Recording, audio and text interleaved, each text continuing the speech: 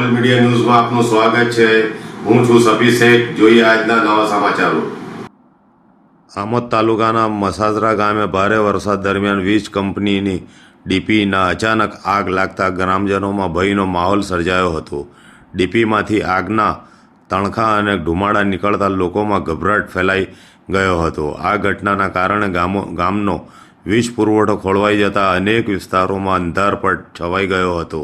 સ્થાનિકોના જણાવ્યા મુજબ કેટલાક ઇલેક્ટ્રોનિક ઉપકરણોને પણ નુકસાન પહોંચ્યું હોવાની આશંકા વ્યક્ત કરવામાં આવી રહી છે।